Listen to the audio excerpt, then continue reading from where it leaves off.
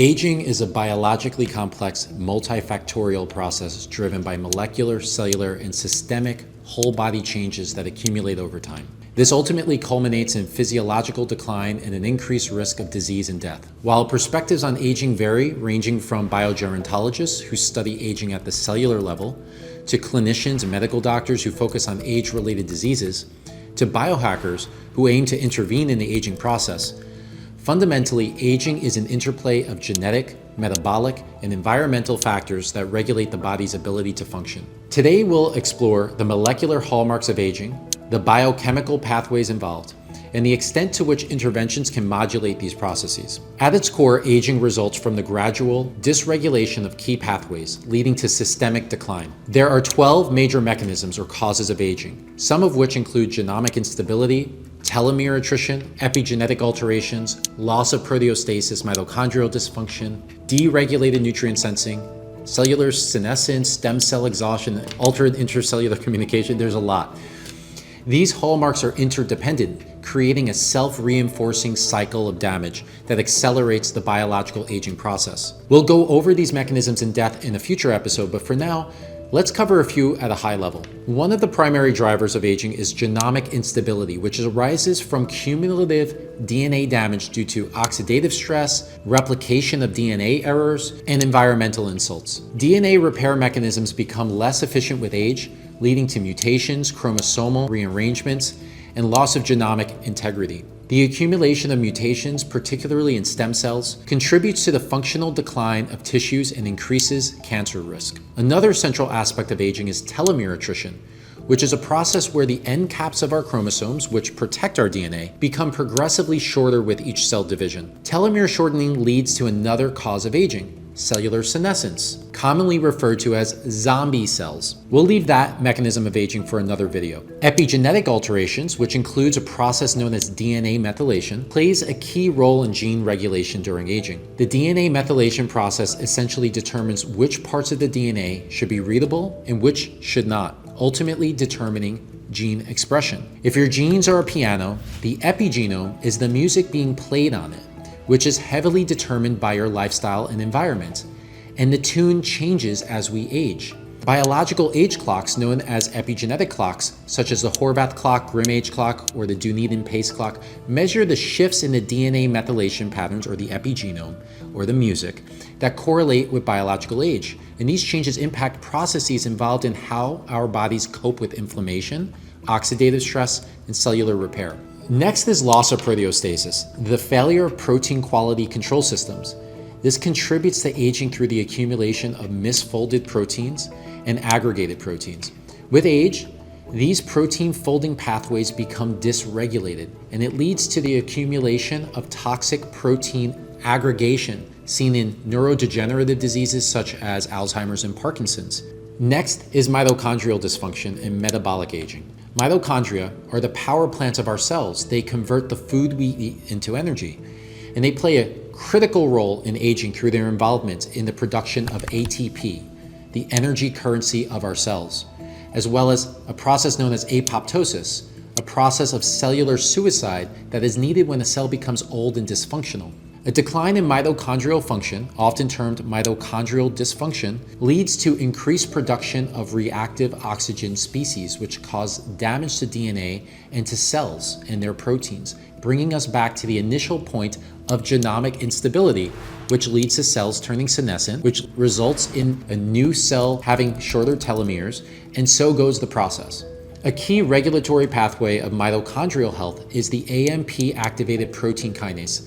For short, it's known as AMPK. You may have seen it online. It senses when a cell has low energy levels, and this can be the result of exercise, fasting, or even some supplements and prescription drugs. AMPK can signal other pathways, like PGC1-alpha, which can result in new mitochondria being created. But with age, AMPK signaling declines, leading to poor mitochondrial function and increased oxidative stress. The mTOR pathway, which stands for mechanistic target of rapamycin, is another central regulator of metabolic aging. mTOR complex 1, activated by nutrients and growth factors, particularly insulin and IGF-1, promotes anabolic processes and inhibits the cellular cleanup process known as autophagy. This sounds good, right?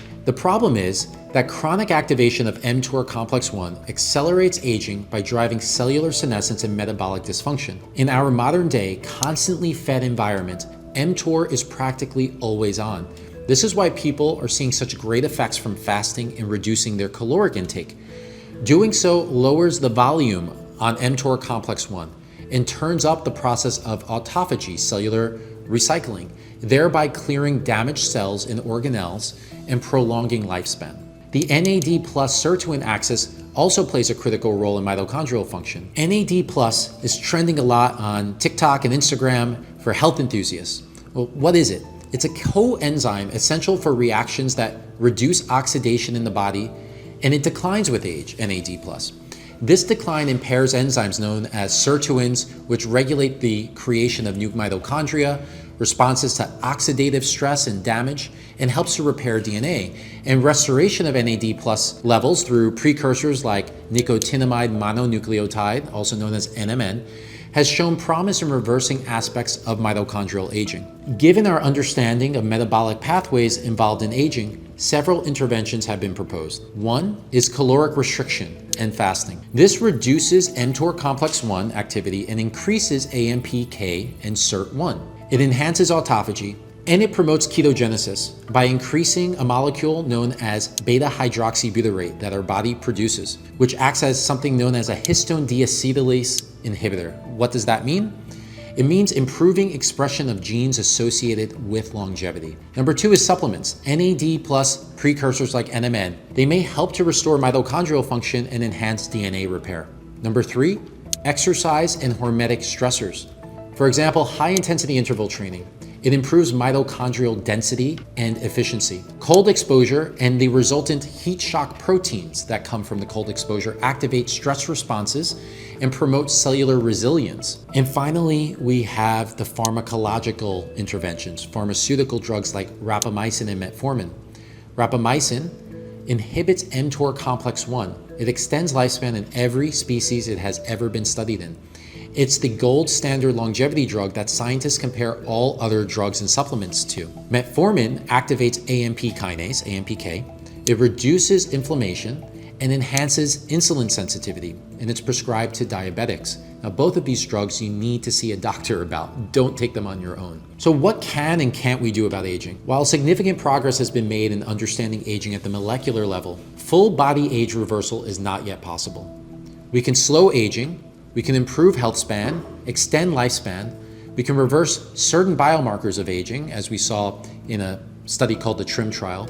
However, irreversible aspects of aging, such as neurodegradation, skeletal remodeling, like what our faces look like, and glycation-induced cross-linking, which stiffens our tissue, including our blood vessels, just to name a few, these are major hurdles.